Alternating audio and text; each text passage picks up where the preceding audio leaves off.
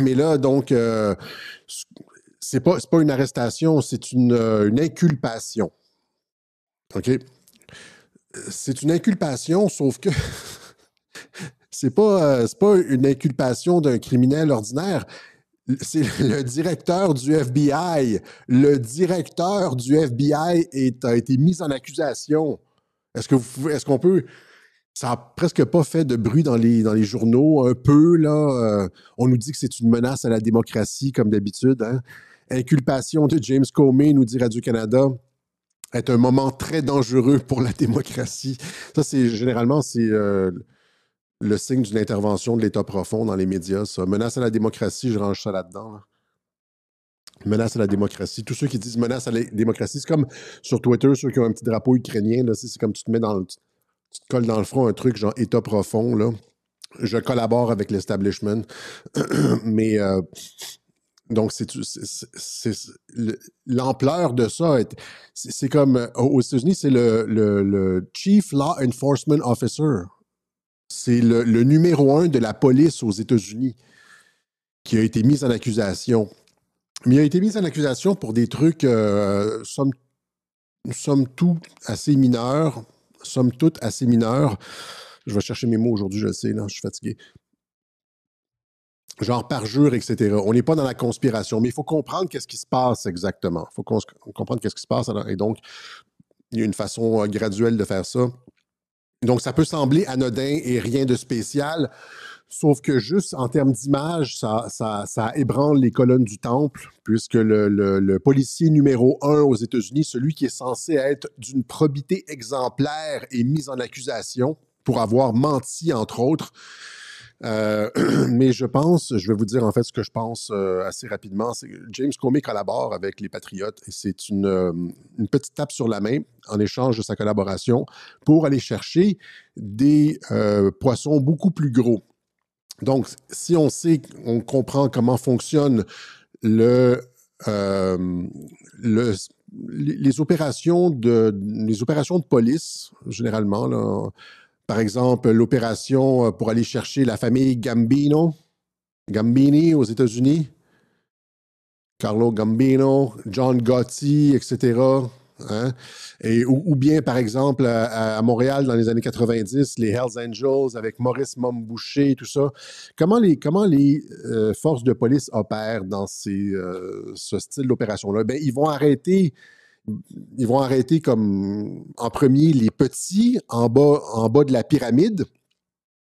Et puis là, après ça, ils vont prendre des ententes avec les petits. Ils vont dire, si tu collabores pour dénoncer telle personne, les personnes dans le milieu, eh bien, tu vas avoir une réduction de peine, etc.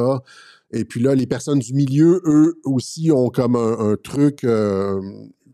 ils ont des peines plus sévères, mais ils ont quand même une entente pour faire tomber Gotti, Gambini, Momboucher, etc., etc. C'est comme ça qu'on opère. Et c'est exactement ça qui se passe avec James Comey. James Comey, c'est de tous ceux qui sont corrompus, on va aller voir un peu son background et tout ça, là, mais de tous ceux qui sont corrompus, c'est le plus petit poisson. En fait, c'est le poisson qu'on a décidé d'utiliser pour sortir la merde, faire des révélations sur des gens comme le directeur de la CIA, John Brennan, qui est impliqué là-dedans dans cette histoire de collusion avec la Russie pour faire tomber, de trahison, là. C'est de la trahison pour faire tomber un président dûment élu. Il est impliqué là-dedans jusqu'au cou et voilà, jusqu'à Barack Obama. Barack Obama est celui qui a pris les décisions, celui qui a ordonné à la CIA et aux agences de renseignement de modifier leurs méthodes pour produire un faux rapport sur la collusion avec la Russie, etc. Rappelez-vous, ça, c'était il y a à peine 2 mois. Donc, il y a 2 mois, Tulsi Gabbard produisait un rapport sur Barack Obama qui disait que les preuves étaient irréfutables sur la trahison de Barack Obama. Et là, Obama s'en était défendu. Et là, 2 mois plus tard, clac, James Comey est le premier à être mis en accusation. Et là, après ça, on tire sur le fil d'Ariane et on remonte jusqu'à Barack Obama, mais ça se fait dans une logique de crime organisé, comme je viens de l'expliquer, c'est-à-dire que James Comey, c'est le premier.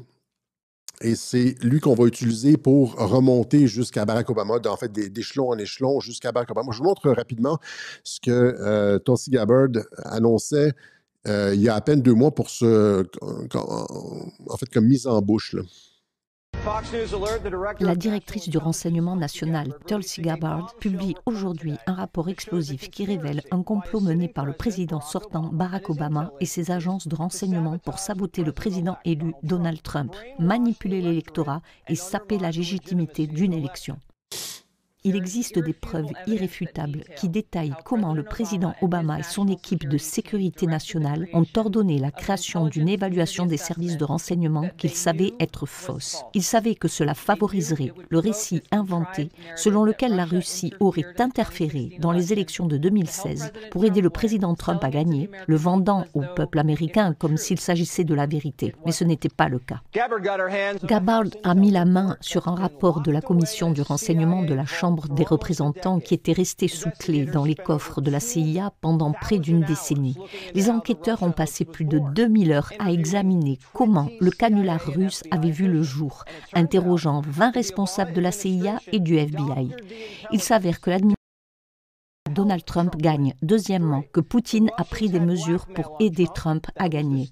Troisièmement, que les Russes avaient des moyens de faire chanter Trump. Il s'agissait du dossier Steele. Et quatrièmement, que les Russes ont essayé de faire une collusion avec l'équipe de campagne de Trump. Et rien de tout cela n'était vrai. Aucune information fiable ne venait étayer ces allégations.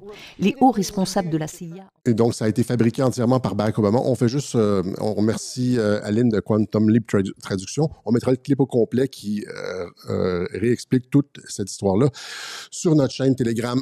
Mais donc, c'est ça, il faut toujours se garder en tête que c'est Obama la cible et que James Comey ici n'est qu'un petit poisson.